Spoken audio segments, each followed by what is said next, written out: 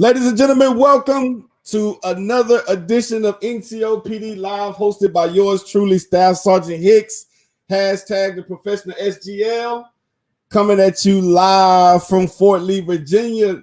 Listen, we got the special guest. She's in the building, the one and only Command Sergeant Major Teresa Duncan, the Army University Sergeant Major. How you doing today, Sergeant Major? Woohoo! I'm doing awesome. Thank you. Thank you so much for the invite, brother. I'm definitely excited to be here. I'm very humbled, and thank you for asking me to share some time with you tonight. Hey, so we kind of got mixed up, I think, on both our parts. Cause we supposed to have you on in March, but we got our we got our signals crossed. Nevertheless, Sergeant Major Duncan is in the building. So before we even get started, Sergeant Major, tell myself and the followers a little bit about yourself, your current duty position, and whatever you want us to know. Hey, great. Thank you, brother. So my name's Teresa Duncan. I've been in the Army for about 30 years. I will tell you, I listened to General Funk talk to some of the majors at the CGSOC course this morning.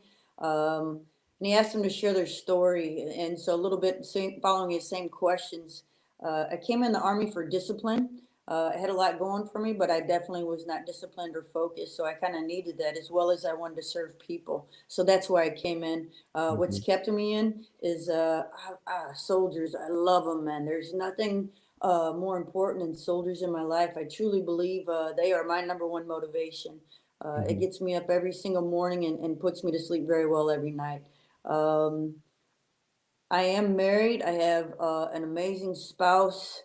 We've been married for 7 years now. Mhm. And as we get ready to transition, I'm very excited to look at my transition because it'll give my spouse and I time to be together. And I know I've seen some amazing leaders that are just going to come take my place. And I love each and every one of you. And thank you for being on tonight. Okay, wow. So that's great. So you know what, Sergeant Major? So I'm gonna ask this. So most people, especially at this level, would not state that they came in for discipline. Of course, they will come up with the what we call the politically correct answer. Oh, I joined because I wanted to serve my country.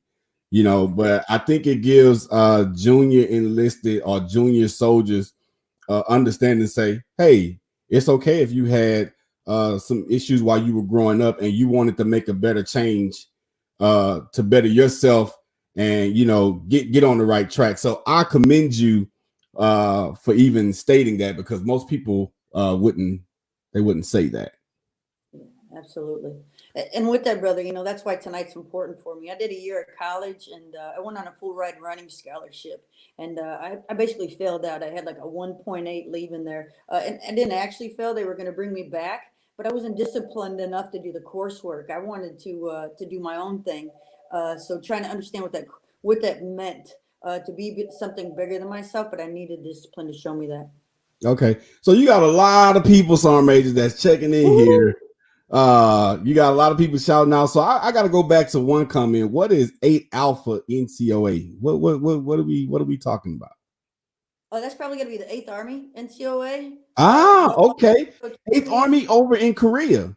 Yeah, shout out. If that's what he's talking about, I'm with you, brother. Well, Thank you for what you do. if that's 8th Army in Korea, shout out. We got another somebody saying the best command sergeant major in the Army. And that's awesome. Awesome NCO right there. And she's got an awesome spouse. He's also in the Army. So they're rocking it, power couple. Thanks, sister. Look at this. Best sergeant major in the Army. Possible next sergeant major of the Army right here. So Sergeant Major, listen. So I appreciate your intro. When I thought about I read your article on writing, and so I definitely want us to highlight Army writing. So my first question to you is why do you feel that writing is critical for a non-commissioned officer or any leader? Yeah. Hey, that's a great question, brother, and thank you for asking it. I think it's crucially important because it's a way for us to communicate. If you look at it, we don't do, and when I say we, I'll say me. I didn't do well counseling soldiers coming up. I had great discussions with them. I spent quality time with them, but I rarely put it on paper. And Mhm. sometimes we need that. We need that as we develop ourselves, as we develop each other, we got to understand what our goals are, how to get after them. And you do that by writing. We get a better understanding when we write. We get to reflect when we write. We get to have a deeper understanding of what we're doing when we write. And so when we don't do that, we take the hardness out of thinking about it before we put it on paper. And I think that's what's so important about writing. Mm-hmm. So, especially with the Army's concept of writing, of course, we know it's active voice, clear, concise, up front. Bottom line up front. Bottom line up front. I've noticed over, even in my career and over the time that I've been in, that some NCOs, some leaders, we have either a hard time writing counselings, or on the NCO side, we have a hard time writing NCOERs. So with the style of writing that the Army has, what would be, or could you give some insight on how to practice good writing habits in order to make yourself be more proficient in the Army's writing style? Hey, yeah, that's a great question, brother. So I think, especially when you look at counseling, here's something that we forget: humility, right? Like the counseling isn't for us. The person writing the counseling, it's not for you. You need to write what is good for the soldier. You know, they always say the best thing to understand about writing is that it meets two purposes. Mine as a writer, and then the group that you're talking to, or in a counseling case, to the individual you're talking to. So does it meet both purposes? So I think, how do you initiate that? How do we initiate better conversations? I think that, and I used to do this a lot as a brigade sergeant major. I would pass out these little green books, you know, those little 8x, or smaller books, 5x8 books. And I would tell people when they were having problems, hey, use this book, use it as a journal, write down your thoughts. And you can write like 10 pages and then go back to it later and then identify what were you truly concerned about in that writing, and then highlight it. And again, that goes back to what we were just talking about in the 3 C's of writing: being clear, concise, and then correct. You've put it obviously on Microsoft Word, and thank God we got the red and the green squiggly lines looking like Christmas for us, right? To help us ensure that we spelled it correctly. So luckily we can cheat a little bit with Microsoft Word, but I think the clear and concise is so important. And I think you got to start it out with journaling. You got to start it out with just writing your thoughts down and be able to go back to it later. And then how do you bring it to a more concise message? Okay, so before we get to like writing an actual paper or something like that, so let me say this: so clear, concise, and correct. So I'm a young SGL at the academy, first year there, and I got a wake up call about a counseling that I gave a student, and I didn't know this until the commandant brought us in, because even though the infraction was the infraction was warranted. I mean, the situation that we were gonna give her a counsel, we're gonna take her out of the running for honors, but the wording was wrong, and it goes back to saying clear, concise, and correct. A lot of times when we counsel people, we don't know it. We be like, well, I think blah blah blah blah blah. That's not clear, concise, and correct, because that is your own thoughts. So the commandant pulled me in, and I'll never forget this. I was upset. I'm like, Sergeant Major, so you're telling me that this student is going to get off the counseling? The student was late. At the end of the day, the student was late. We're talking about a technicality over the wording of the counseling. And he sat me down and he said this. He said, Staff Sergeant Hicks, if you went into a bank and they gave you your contract and they told you that, hey, you're going to pay 7.5% APR, right? And then when you go in and you sit down and you look at your contract and it says 9.5%. He said, would you sign it? I said, no, because that's not what they told me. He said, exactly.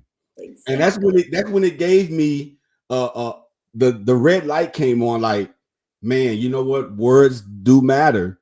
And when it comes to the Army's writing style, with that clear, concise, correct, and the bottom line up front, at the end of the day, Sergeant Hicks, you were late to 0530 formation, period. Next bullet.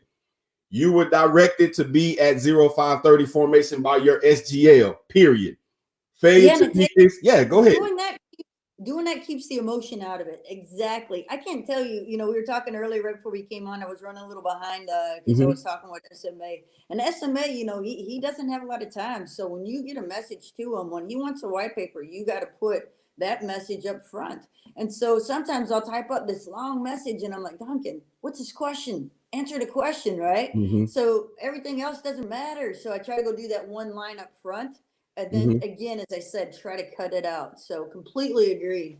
Yeah. So I noticed then. So now we noticed that there was a trend uh like that at the academy, and it's just because of the way maybe we were grown when we were writing counselings, but he pulled all of the SGLs, and we had every other Thursday or whatever it was, we would have like a cadre huddle, and he brought it up, and we went to a standardized setting on how we write counseling. It needs to be in bullet format instead of, because when you go to Yes. writing a paragraph, it's almost like writing a paper. You tend to want to put your own spin on it, and it's not actually what happens. So I would definitely like to highlight clear, concise, correct, bottom line up front, and an active voice. That is the correct Army writing style. You got Miss Tisa Scott here says, understanding your audience and the message that you're trying to send is very key. Great words, Sergeant Major. Yeah. So shout out to the NCOs out there. So we're writing counselings. We got to make sure it's clear, concise, correct, bottom line up front, and active voice. Because like the professional SGL, I was groomed in writing a counseling. You type it out, you make it look all pretty with all the words in there. Sometimes that's not what's needed on the actual counseling. Just actually state the actual key points. Any closing And remarks on that? Go ahead. just with that as well, writing's a receipt. It kind of goes back to what you were talking about earlier. It is a receipt. So the more you put in there, the more that they can put that on you later, right? So Mm-hmm. I completely agree with that. Not that it's bad, but you can have a dialogue with a counseling, and that's important. Mm-hmm. So it's kind of, and ironically, it goes back to slides. You look at slides now, and they got more words than pictures in those Mm-hmm. one-liners, right? We say the same thing all the time. Hey, break that down. What's the bottom line up front? What are you trying to get out? Put that up there because that's what people remember. If you put a paragraph on a slide or in a counseling, you people off. Why? Because the message isn't for them. It's a Mm-hmm. message about yourself. And so you got to get that clear. So we got Mr. Devon here says, I tell my soldiers stick to the facts. That's what the sergeant major told me. Then you got someone said you got to check your emotions. No emotions need to be Boom. involved. There you go. Definitely Yes. keep your emotions out. And a lot of times, I'm gonna stick with her for a second. When we're upset and we have to come in and give her counseling, We because want to write. yeah, we're not. We have to write it out. And when we have our emotions not in check, we're writing totally based off of something that may have upset us. And then when that person come to that counseling, they're like, "Whoa, what is this? Like, where did this come from?" Mhm. It's not a bad counseling, but it gives a reasoning to kind of question it. And I saw something today, Sergeant Major, on a forum that said, "Does a soldier have the right to not sign a counseling?" And I thought about something. I was like, "What would be on the counseling to not make them want to sign it?" Evidently, there was something in there that was written that they didn't agree with. So it just made Mhm. me think, like, what would give a person a reason, like for us NCOs, if we don't want to sign an NCOER, what written in the NCOER made us not want to sign it? Exactly. So Yeah, it absolutely. goes back. It goes back to saying that as non-commissioned officers, we need to practice on our craft, because you believe it or not, writing is becoming a big part of progression. Is I've heard anybody that's ever went to MLC writing, writing, writing. Right. I'm telling you something, Razor. All it seemed like I'm like, do y'all do anything else in this course? All they do is write. They write, and then even at USASMA, at the NCO Center Leadership Center of Excellence, all they do is write. So we have to practice now at this level to better ourselves, to be better writers. Your thoughts? And also another important part with that, and I get asked this all the time: why do we write so much in MLC? Why do we write so much in Sergeant Majors? Why are we writing so much? And I'll tell you, why not? When you look at it, we get upset because regulations, FMs, we're concerned that it's written about officers, right? Mm-hmm. We read stories, they're written about officers. Well, guess what? Until we write it as non-commissioned officers, they're not going to read it because we're Mm-hmm. not writing it. So I help agree. me. And that's why it's funny. We say that, and yet we hurt ourselves, not just ourselves, but we hurt the future. We Mm-hmm. have some great speakers out there right now of NCOs that talk on live shows, that talk on their own sites. I just suggested that we also write. Because again, that's going to give someone to read about later. And that's how we do better reflections, right? When we're able to read and write and we can reflect on things, get a deeper understanding as well, it's going to last a lot longer. Okay. So we got the Justice Battalion that sent the question in that says, There's one of them uh, right there. Love that guy. Absolutely. what do you think helps keeps your emotions out of writing? Yeah, and it's ironically everything that I said earlier. I'm that person. Have you seen that? It's hilarious where you see where the first sergeant's like texting with the lieutenant, and the Mm-hmm. lieutenant says, "Hey, I can't find myself," and the first sergeant says, "Hey, you, JJ, blah blah blah," and Mm-hmm. then he backspace, backspace, backspace, right? And then he Mm-hmm. says, "Sir," yada, and he puts out there, right? And I can't tell you how many times. That's why I talk about the little green books. I used to hand them out like they were candy, because I would tell people, when you get angry, when you get upset, write it down. Mm-hmm. Write it down, put that book down, come back 20 minutes later, and probably out of 10 pages, you're going to find two sentences that actually have you upset. You'll get to the root of the cause and be able to go discuss it, right?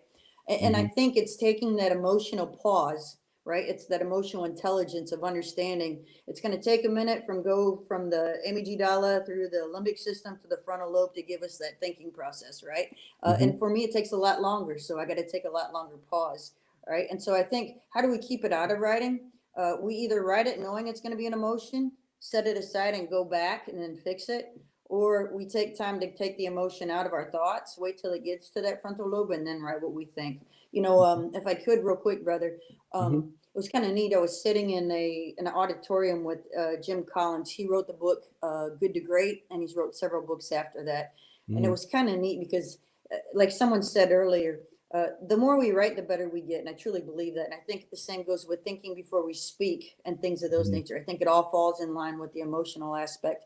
And Jim Collins was standing up on stage. And when he allowed the students, the majors, to ask questions afterwards, the first major asked the question. And Jim Collins took like this long pause, right? And the Mm-hmm. students started laughing. It was like, oh, we got him, blah, blah, blah. He doesn't know what to think, right? Mm-hmm. And then he answered, but his answer was so, it was just an amazing answer, right? Then the Mm-hmm. next question came, and guess what happened? He took that same long pause. Why? Because he was listening to understand a question and not learning to respond or listening to respond to a question. There's a huge difference. Do we listen Mm-hmm. to respond or do we listen to understand? And Mm-hmm. that's when we take the emotion out of things. When we take that time to actually process what's being said. Same with writing, same thing. I totally believe it. I like that you take time to listen to respond before you listen to. How did you say it? Yeah, we got to learn to listen to understand instead of Uh-huh. listening to respond. We listen Listen to when we're hearing understand. something, we're already thinking of what answer we want to say. So we listen to respond. I hear a question coming, so I'm already getting an answer in, right? Mm-hmm. Instead, I need us to listen to understand. You've asked me a question. Let me think about that for a minute. Let me think about what your question is and a response that is reflective of what you're asking me versus of what I want to say. Okay, I like that. I like that.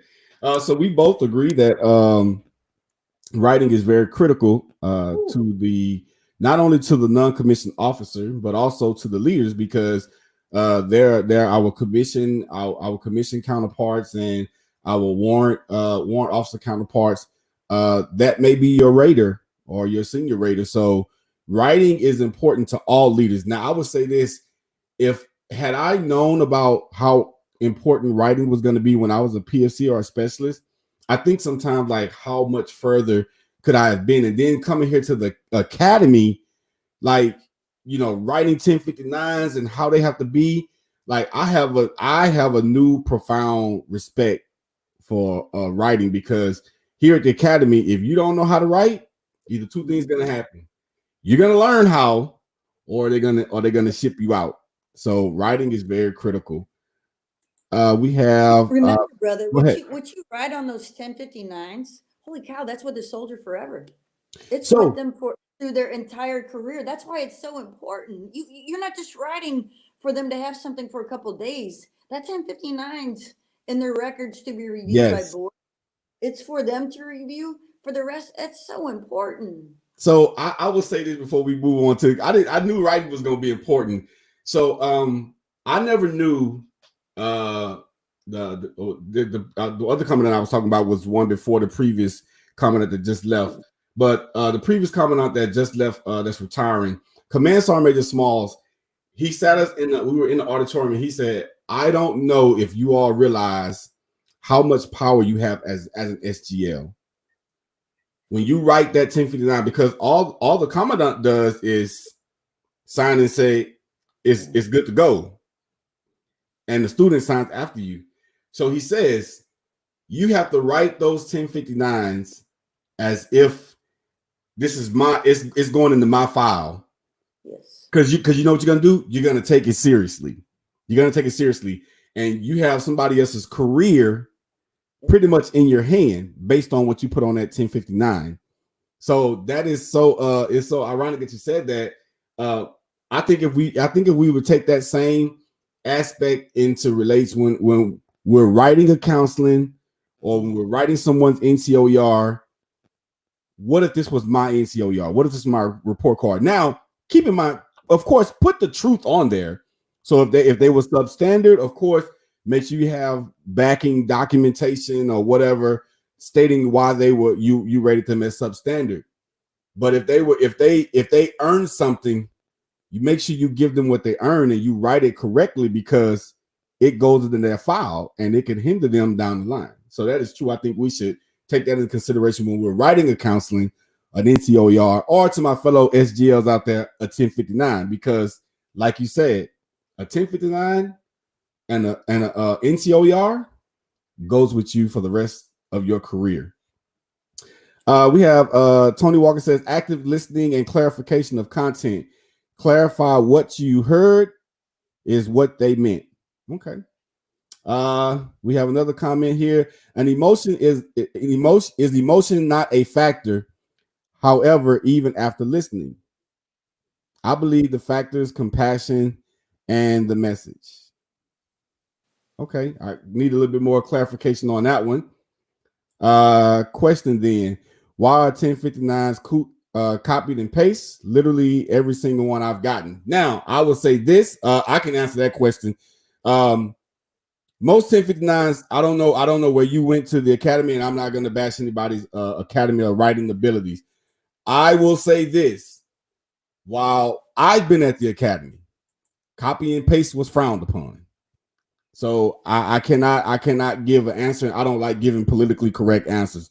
That's the only answer I can give, is that I now we know that counselings, a lot of people, they copy and paste counseling, because I did it when I was a young sergeant. You know, if you pretty much didn't do anything different from what you did last month, you copied and pasted.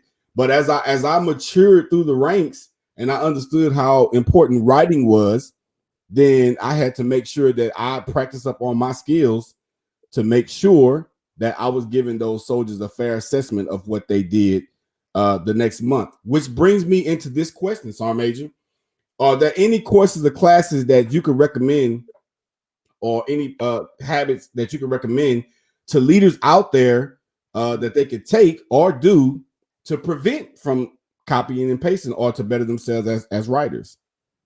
Hey, sure, brother. Great question. So obviously, there's college courses out there. I would tell you EDX, or there's many MOOC sites out there, which is massive online, and you can go on there and take a class for free and not even finish it. You don't have to pay for it anyway, but you can go on there and start a writing class just to get ideas. There's plenty of websites out there. I'll tell you, in the Army, which I'm very excited about. Thank you for throwing us a loop. Mm-hmm. We have the NCO Journal, right? And Mm-hmm. originally, when it started and forever, it was wrote by who wrote in it was officers and contractors. But last August, we actually filled our first NCO journal with all articles written by non-commissioned officers. Mm-hmm. So thank you for that. Kudos to the NCOs. And I know we're getting better. I mean, please don't. I don't want people to think that when I say we sometimes, I'm not saying that we're not doing the best that we can, but again, we can always develop and improve ourselves, right? So please write for our NCO journal and send them. Get on NCO Press or Army U NCO Press. It's Hmm. a website. You can go on there, go into our NCO journal, and you can write for them. And the good thing is, you can write a paper and then have them. They'll actually go through and edit it for you and show better ways to write, which is amazing. And then right Hmm. now, I'm actually working the process now. I sit on a panel for the only peer-reviewed articles in the Army go in a Journal of Military Learning. So basically, that for the people that are a little bit, it's a next level. So it's that stackable learning. When you get your article approved for the JML, it's actually peer reviewed. So that's amazing for when you get out. That goes in your resume or whatever you want to do when you get out. It's just that next level of writing, scholarly writing. Okay. So I was actually messing around on the Army University website. Went looked at. I have this thing about, I don't know. Whenever I'm interviewing somebody, I go and read their bio. I got Mm-hmm. to, and then if they have a commanding officer or whatever, or a CG, I go and look at their CG also. I'm like, oh, okay, yeah, all right, she looked like, I don't know. It's just a habit. So I'm fiddling around on the website, and I saw NCO Journal. I was like, oh, what is this? So I clicked Mm-hmm. on it, and all this stuff popped up. I was like, okay, I haven't really went through and looked at every last one of them, but you guys got some great stuff that's being placed on that website. So definitely, I encourage everybody to go to the Army University website. And how do you get to it again, Sergeant Major? It's the NCOJ, so Army U Press, and then Uh-huh. the NCO journals on there. And please write. All those articles are written from NCOs just like you and me. So they're amazing. We've had sergeants write, we've had sergeant majors write. It's just amazing. It's getting your word out there. It's everything that we're looking for. And later on, soldiers are going to read that and say, "That's I want to be like that." They want to think like you. They want to understand you and have that transparency. And this is what we need. We need this in the NCO Corps. Okay. We got a question here. Would you suggest an intro to written communication in the AIT level just to establish a guide? Yeah, that's a great question. I think AIT is technically, or the technical skills. So yeah, the hardest thing with adding anything into training is when you Mm, add something, you got to take something out. yes. So I think, but you're right. There is time in AIT when drill sergeants are sitting there, and maybe we talk about it at the drill sergeant academy.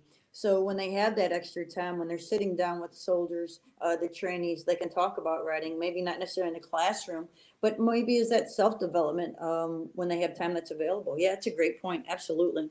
So I would say this. If you think about it, most soldiers nowadays that's coming in, Have they degrees. already have degrees. Sure do. Absolutely. Um, But the other thing, brother, with that is keeping it up because it just like someone had said earlier, and I've read a lot about, you got to maintain your writing skills. It's a perishable skill. You could mhm, write for a while and you could truly lose it if you don't keep up with it, right? And so mhm. I think those reminders throughout courses are amazing. So, yeah, I bet our drill sergeants could probably learn from some of the trainees coming in, and that's okay as well. Yeah, I know. I can only speak for 88 November AOC. When I was teaching when I was on the podium, um, we had time blocked off where we had NCOPD, where we would give them well, now SRB, break down each section about what the SRB is, what's supposed to go there, how it's supposed to look. We gave classes on NCOERs, bullet formats of what a bullet should look like versus what a bullet shouldn't look like, the importance of quantifying, the whole nine. So I would just encourage individuals out there that if you have white space, it doesn't have to be done at AIT. We're sitting around the cot at the company and there's nothing to do. You're sitting around in the supply cage. You don't have no 5161s to go and do no lateral transfers. Just sit down and teach your soldiers about, the importance of writing because those are the leaders that's going to be coming behind us as non-commissioned officers going to be taking our place. So, um, You know, and another great point, if I could add on to that, brother, which I think is crucially important. So that's the other thing I love about the NCOJ. the NCO journal, because what I keep trying to push out to people is, hey, use those as or use those as development tools, right? So, and they're great writing development tools, because now you ask you send it out to the soldiers, because I've done this with a couple of them when I was a brigade sergeant major. I would send it out to the staff sergeants and the sergeant first classes and be like, hey, read this article. And actually I did as a battalion as well. Read this article, and then we're going to come back and talk about it. And so I would have them read it, write a paragraph, and then we'd come in and have that discussion, right? And you would see the people who wrote it probably 2 minutes before we'd have our discussion. And then you would see the other people who truly took it as a learning experience. And they would go sit down and write about it. So you're talking about maybe they read 7 to 9 pages. So it's not deep detailed, but it gets them starting. It gets them stimulated. But then it makes great discussions for leader development. I totally agree. You know what? And you just said our next topic. So I've noticed that a lot of times that when the commandant gives his in briefs, he asks the soldiers, hey, somebody tell me something about the NCO 2020 strategy. And we could be sitting in an auditorium, 300 plus students, and there's no privates. These are all non-commissioned officers at the Logistics Non-Commissioned Officer Academy. And so he said, hey, somebody tell me something about the NCO 2020 strategy. And somebody will say something, and it's kind of on point. Somebody else will say something like, you kind of like off in left field. So I feel that because when we talk about the NCO 2020 strategy, that has been out for a while now. And if anybody doesn't know anything about the NCO 2020 strategy, one thing you should know about is STEP. If you don't remember anything else, you should remember STEP. So I was looking, I said, man, I wonder how many people know about the Army's learning model. I mean, the leader development model. Yes. You know, the 3 pillars and the 3 domains that it takes, that it hits upon. So before we discuss the 3 domains, my first question is who do you believe is ultimately responsible for developing us as a leader? Wow, that's a great question. I truly believe that the responsibility of leader development falls back on the individual. And what I mean for that is we've got to be committed to want to learn. I will tell you, when I went to BNOC, the old ALC course, you couldn't teach me nothing, brother. I knew everything. I was the smartest staff sergeant in the Army, or at least that's what I thought, right? And so I'll be honest with you, I did not really care what they said in that course, because nobody knew as much as Staff Sergeant Duncan. I was a hot wire. That was everything.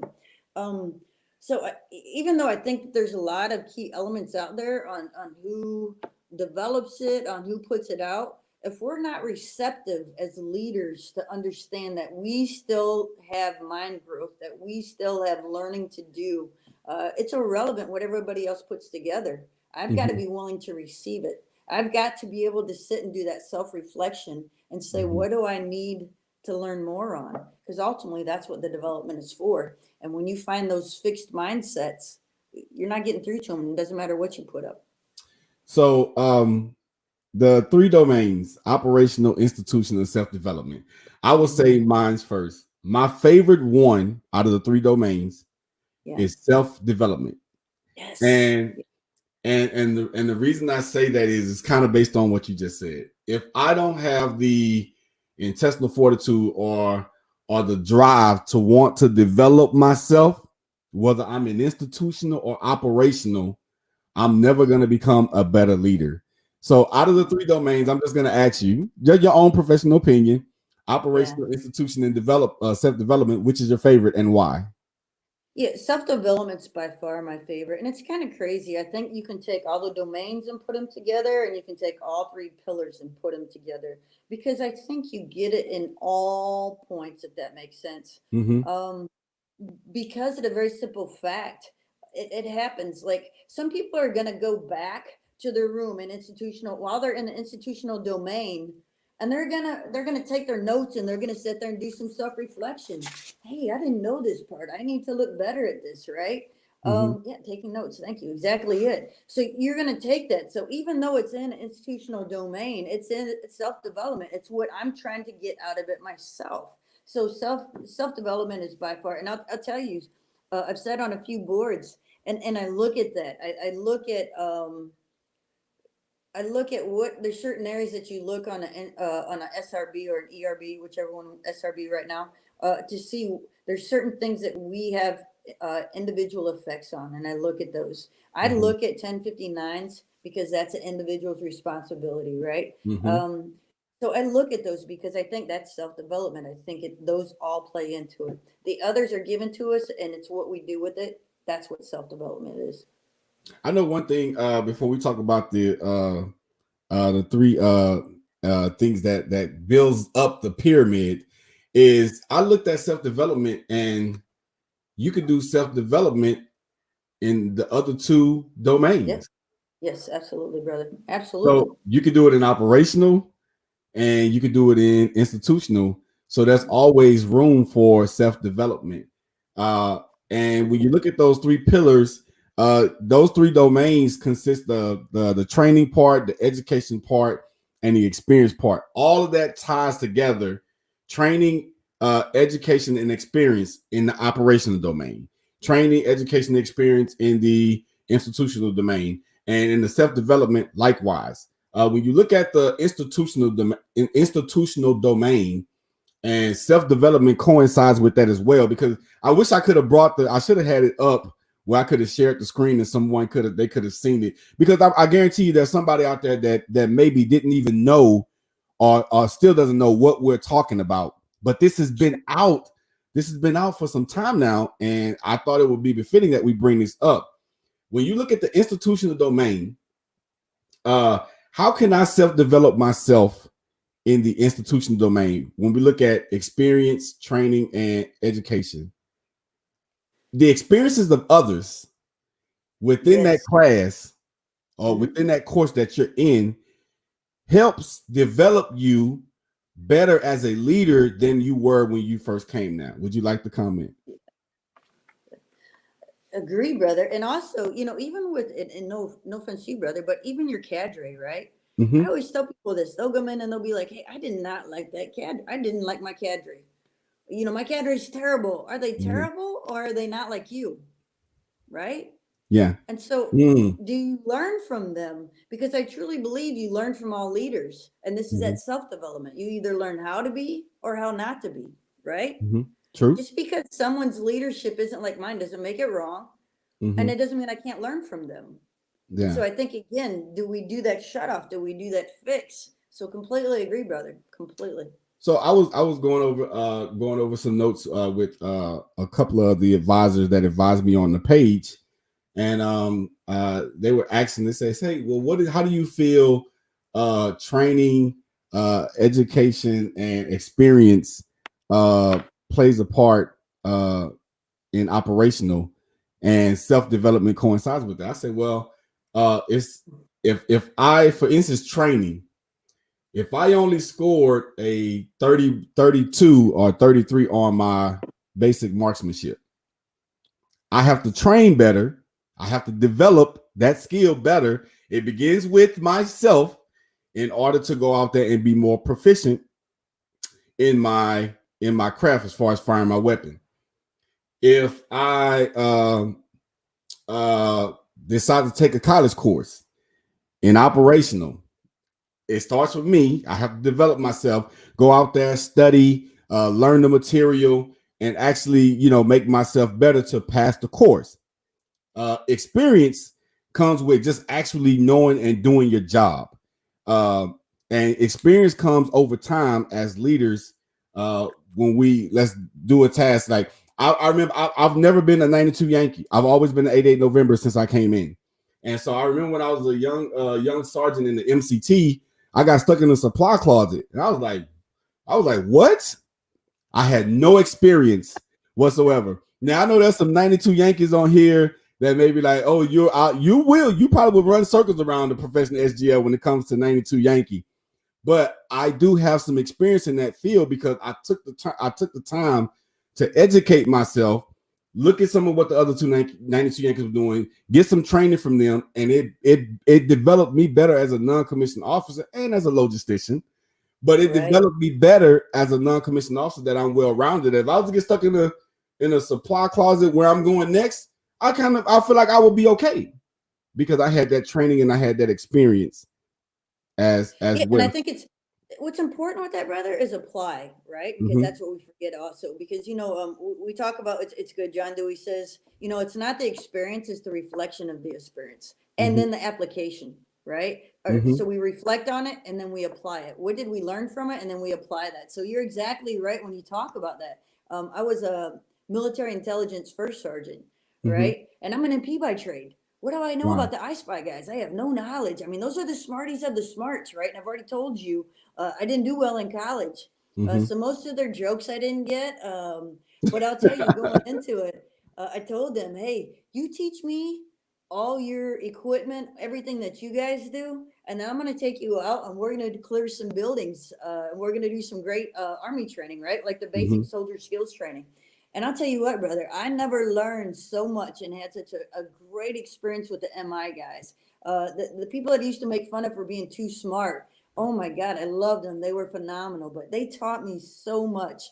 And I took a lot from what I learned. I took that on with me, obviously. So again, it's the application afterwards. So you can have those experiences, but then what do you reflect on and then keep it with you to take with you in your next experiences? And you're absolutely right. If you can apply it every day, then that's truly self-reflection and self-growth.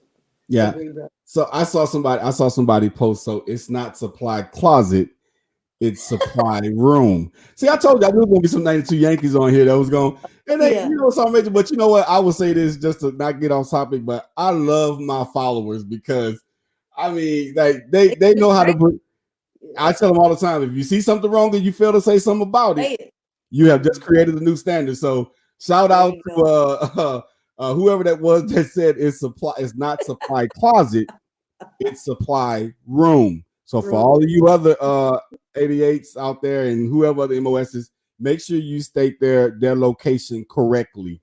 Clear, concise, and correct. Bottom line. There you go. Bottom line up front, brother. So Sergeant Major, I want to ask you a question, and it kind of goes with the experience, but I kind of want to shift the topic a little bit. And when I'm looking at self-development and experience, I want to talk about time-honored traditions. They're like MIA in the Army. And for somebody who's never experienced walking under the arches and coming through the arches and being announced as an NCO, how do that individual be able to spread that if they've never experienced it? Yeah. Wow. That's a great question, brother. I still see them going on all the time. I actually speak at them. Before the COVID, I spoke at a NCO induction ceremony up at Fort Drum with the 92nd MPs. So I'm really surprised that they're not happening because I think that's a great tradition. It does so much for soldiers. But again, I think we learn how to be and how not to be, right? And if that's an important element that you missed and you truly feel that it's an important missing, don't let your soldiers go through that same miss. As you grow higher in leadership, at any level, you can do that. And so make sure your soldiers don't lose out on that. That's that much more important for you to make sure that they get that experience and you provide that for them. And then share with them how you didn't get it and how it made you feel. Because then it makes it that more, it's transparency on your part, but it also makes it that more important for them to have. I think if we make it important to us, we'll make it important to them. And absolutely, I've said this over several occasions. Just look at some of the basic things that we've lost as leaders, non-commissioned officers in general. Induction ceremonies, NCO call, right on night. Just all of these traditions, that we've heard about growing up, and it's kind of almost as if like they're faded away. but I do believe if we begin to make it important, that's why I was so happy. I didn't understand it at first, but I was so happy when we had students that came to the academy that we actually hosted a few NCO induction ceremonies at the academy. And one of the messages that was given is that go back and tell your leadership, or go back and ask your leadership, hey, first sergeant, or hey, platoon sergeant, hey, why are we not doing this for those? I mean, it felt. Well, I remember when I was inducted into the NCO Corps, I felt like I was it. I was like I was a part of, like, I felt like almost like you couldn't even take it back. And I was still young and shallow minded. I know a lot of people finna give me slack for this, but I felt like when I thought, I probably shouldn't even say it, but I'm gonna share this with everybody. I know they finna crack up on me. I thought, this is the professional SGL. Man, I can't believe I'm finna say this, Sergeant Major. But I thought when I went through the NCO induction ceremony that I could never get my rank taken as a sergeant. Like that's what I thought. I mean, but I say so. Now, obviously, I know that now. Yeah. But I'm gonna tell you why I thought that, because it was in my unit. It was pushed so hard that once you went through the NCO induction ceremony, like you were a part of something. Now maybe I took it a little eccentric, thinking I couldn't have my rank taken because I was an NCO, but it was just a sense of that them giving you that certificate, and you see them and talking about the soldiers what is it, the soldiers it's not the soldiers prayer, I can't think of what it is, when it says teach me sergeant, like I got somebody lined up that's going to talk about that. Yes. When I'm sitting there and I'm listening and I'm like, yo, this is what this is about. I remember sitting in the auditorium at Fort Hood. I'll never forget it. And I'm sitting in this auditorium. They got the lights dim. You got the each first sergeant come up and they light the N. They like to see the O, and they're talking about what it stands for. And then when they come up there, is it the soldier's request? Yes, the soldier's request. There you go. When Sergeant Major, when I heard that, I was just like, oh man, like this is it. Let me re-enlist. Put me in. Yes, so I think that, those time on the traditions, when we start talking about them like the way we're talking about them now, and somebody's gonna ask like, hey, what is that? I want to do that. And I think we kind of sell junior leaders short. And once again, this is me speaking on my behalf. I'm not speaking for Command Sergeant Major Duncan or anybody else. I think we sell junior leaders short when they miss out on those time honored traditions, because guess what? They're going to carry on what we teach them.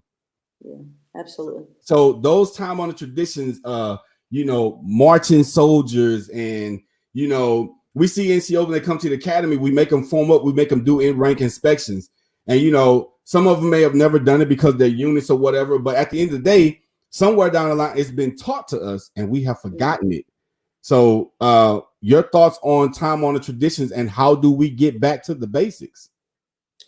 Yeah, wow. I think it's twofold, brother. I wasn't expecting to ask. I really liked what you had to say, and I agree with it. But I think it's twofold.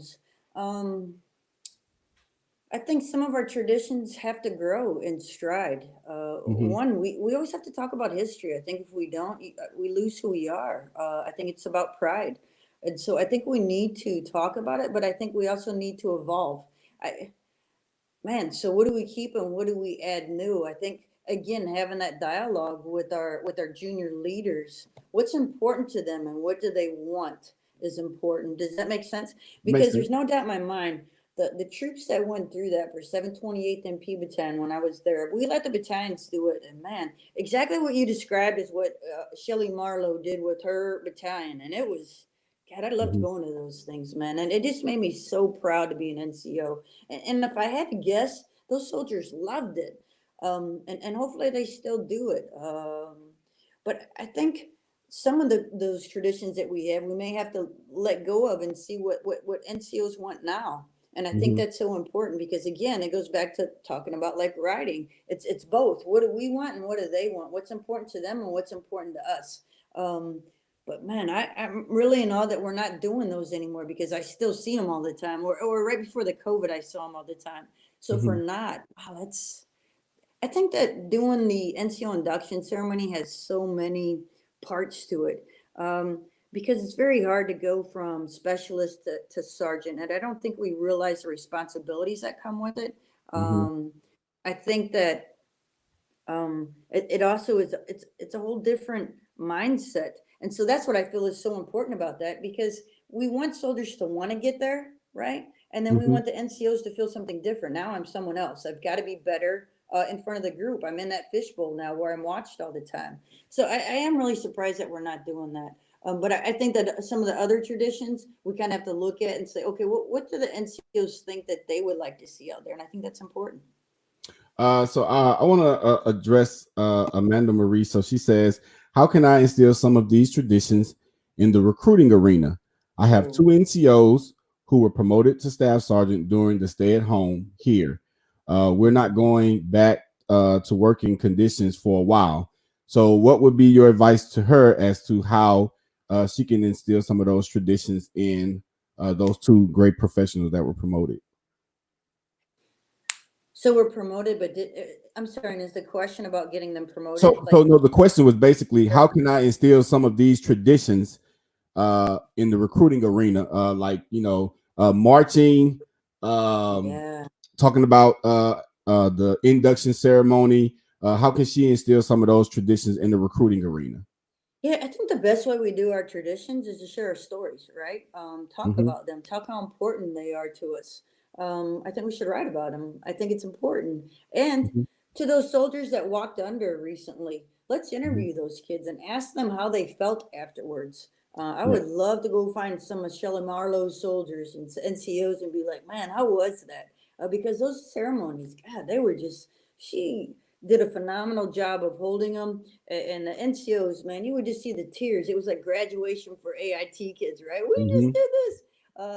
So maybe sharing those stories of the soldiers with the NCOs, but I think you got to do those in person because it's all about getting that feeling as well, that Hmm. pride, that sensation that you get when you talk to a soldier about it. But I think if we share our stories more, share those intimate moments together, I think it's Hmm. important, and I think she needs to share it. How did it make her feel? And if they didn't get it, how did it make them feel to not receive it?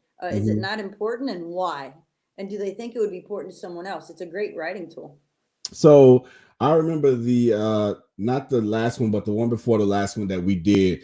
I had a few of my soldiers that came to the course, 88 Novembers, that went through. And when we got back, well, actually we were still at the theater here on Fort Lee, and I was just interviewing random students like, hey, how did you feel when went through the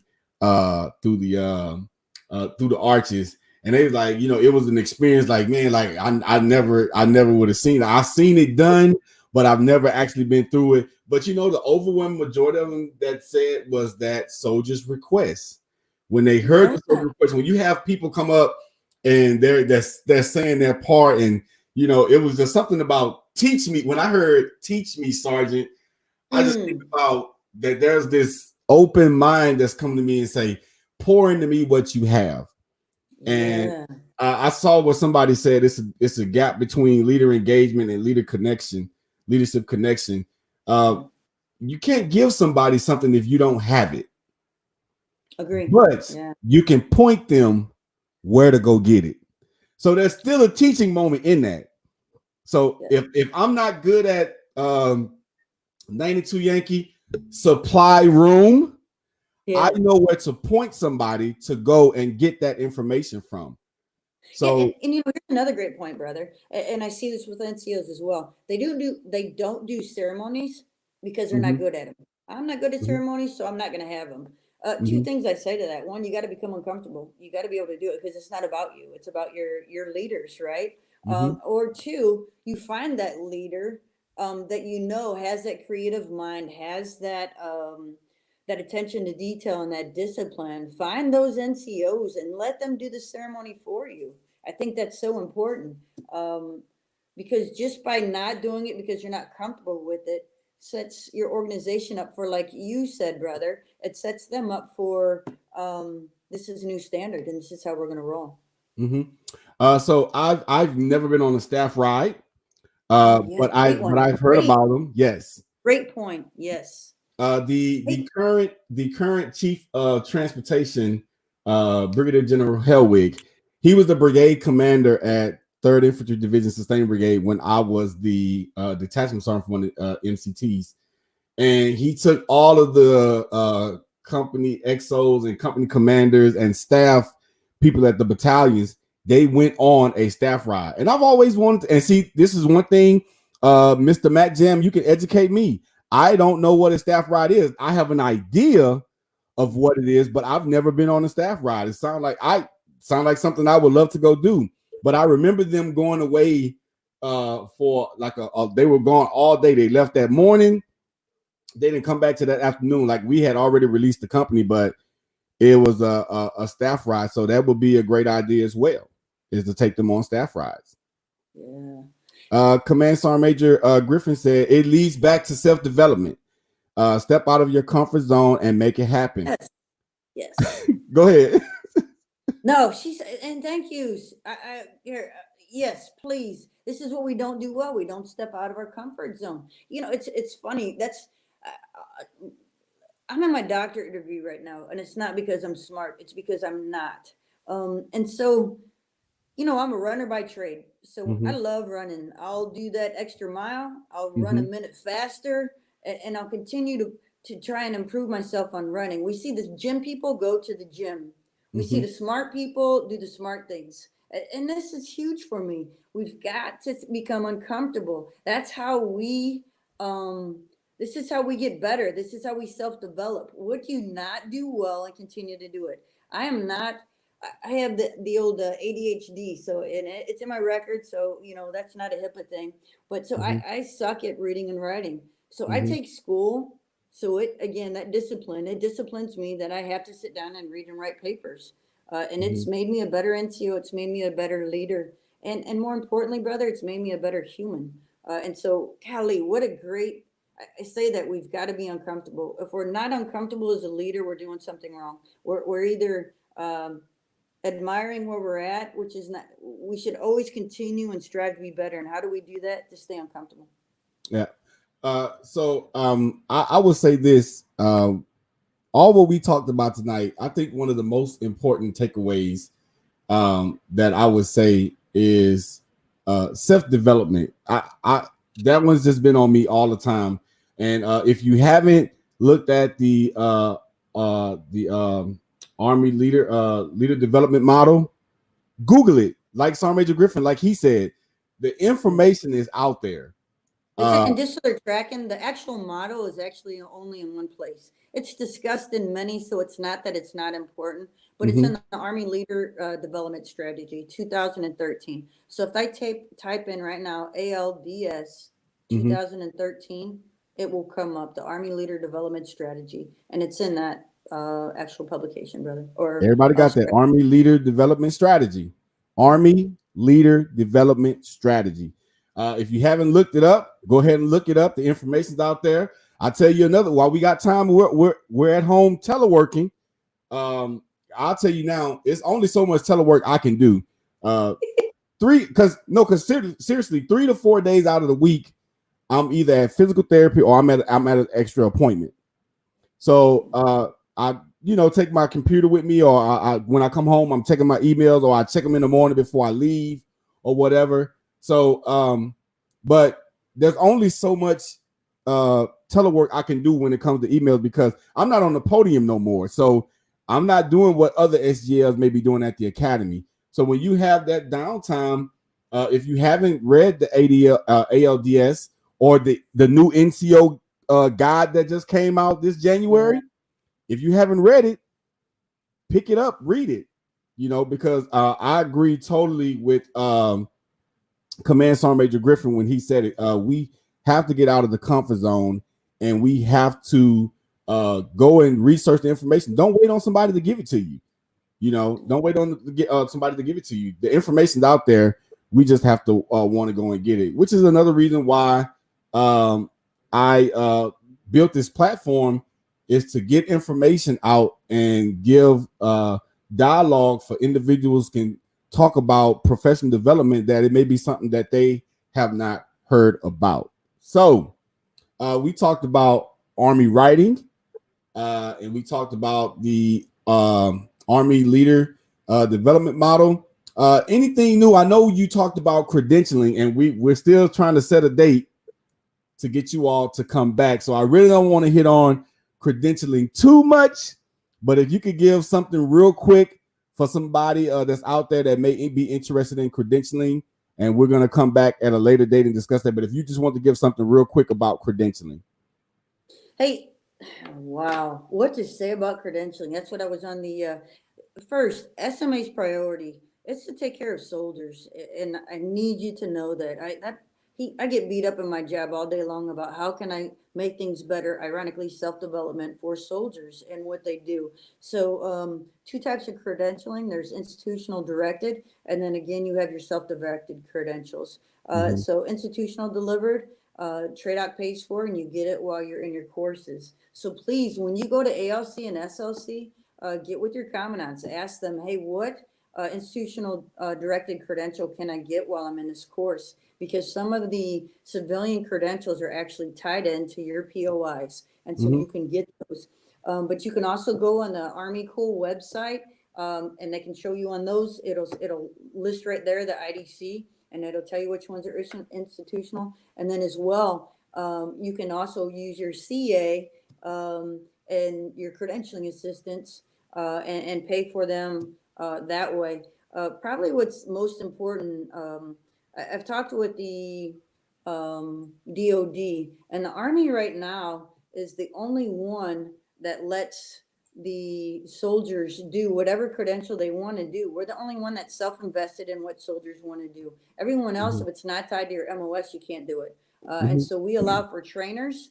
So if you go on there and you look under training providers, they will train you for whatever credential you want. And it's paid for, and the books are paid for. So everything you want is right there. So it's kind of amazing, that system. I can't wait to talk about it, brother. I can't wait to get us on there. Every day that we don't talk about it, I feel like is an injustice to a soldier. So please look it up if you have questions. Give me a shout out. I will definitely be there for you. So I think I'll stop there with credentialing. I know.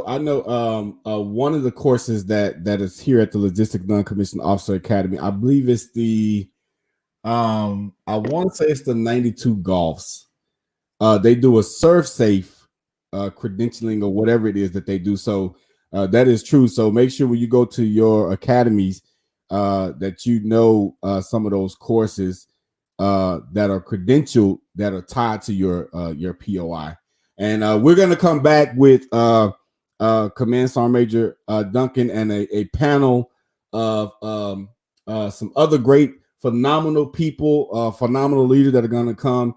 We just got to lock a date in to make sure that everybody's good to go. And we're going to talk about the Army credentialing program. So, Sergeant Major, before we end, I always like to come back to my guests and give them any closing remarks that you may have to any of the followers that are watching and listening.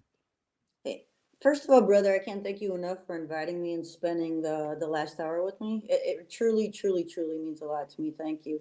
I would like to talk about private costs real quick. So, when the Lewis and we always say, why do we write? And I'll tell you, with the Lewis and Clark expedition way back when, and I only say this because I'm working at the Lewis and Clark building, but they had to keep journals of the actual expedition that they went on. And when they came back, the first sergeant had passed away, natural causes on the way. And Captain Clark and Captain Lewis actually took his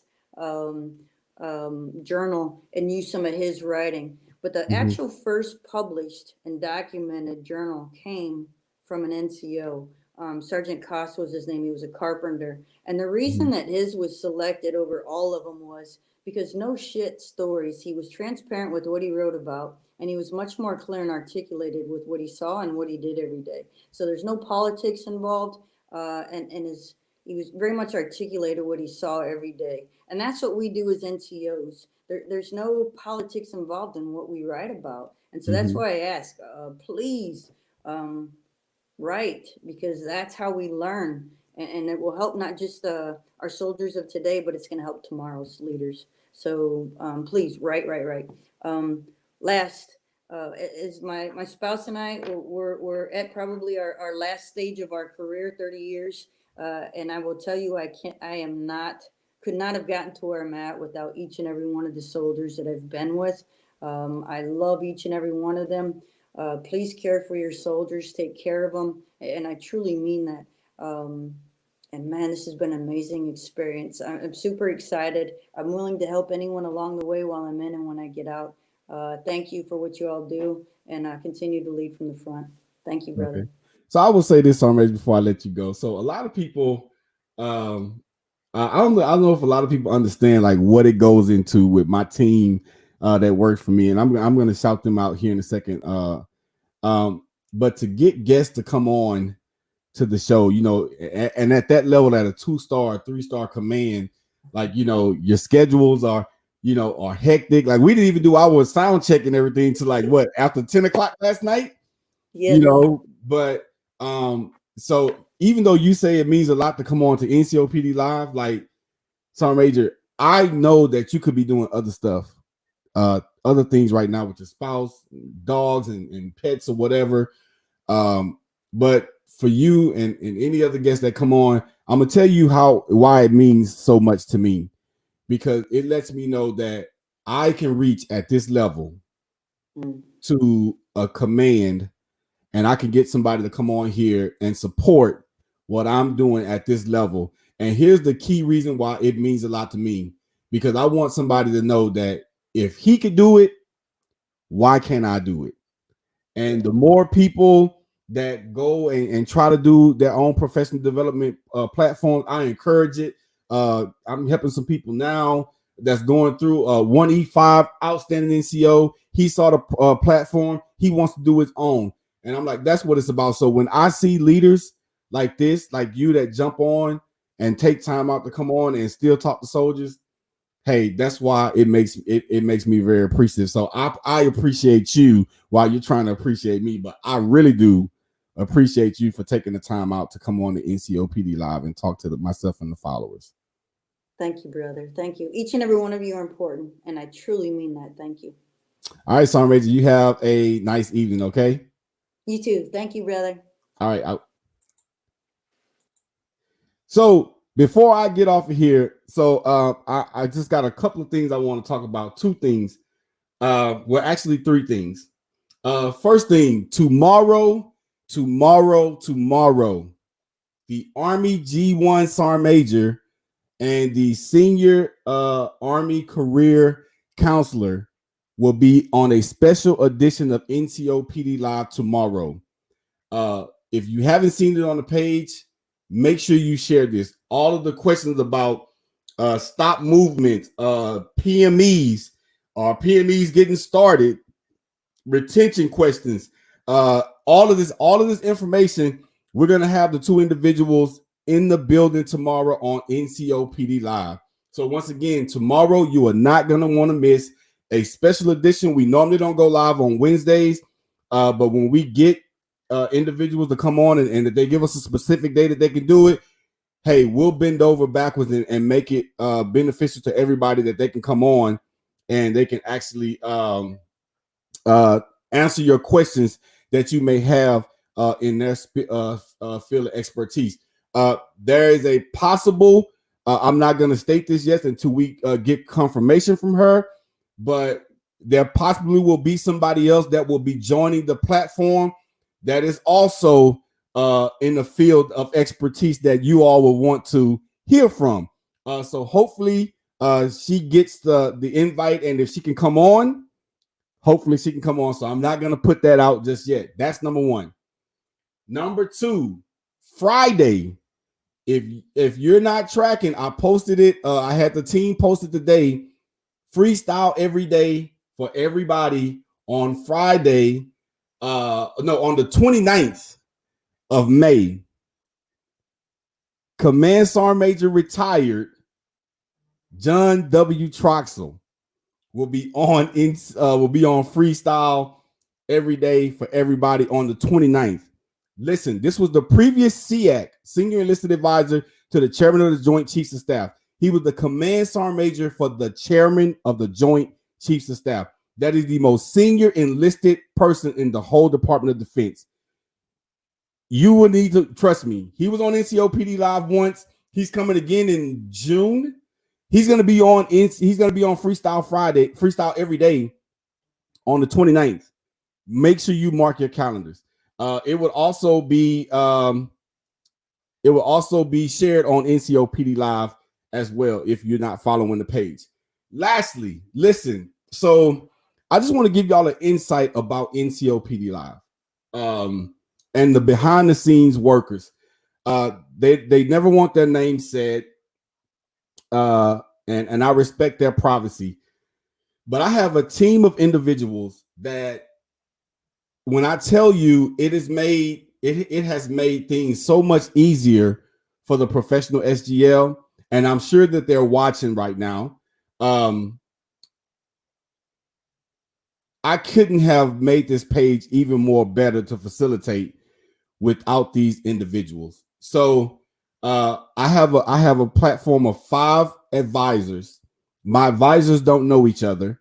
And they advise me on specific topics and keep me within those right and left limits when a topic can kind of like stray off topic. So to my 5 advisors, I appreciate you all, and I'm doing this on live. I appreciate you all from the bottom of my heart. As a professional SGL, y'all keep me rooted, y'all keep me grounded, and y'all keep me focused on the vision and the intent that I gave each and every one of you all from the time that I requested you to become an advisor to myself. I couldn't have selected a better group of advisors to advise me. Now, I will say this: my advisors are enlisted and they're officers. So definitely shout out to my advisors, and then to the NCOPD Live admin team. Listen, man. Oh my God. You all have definitely made it easier for me. Every time you guys see something, you all are strolling Facebook and my Twitter account and my Instagram account, my YouTube page. In case y'all didn't know, I have a Twitter account.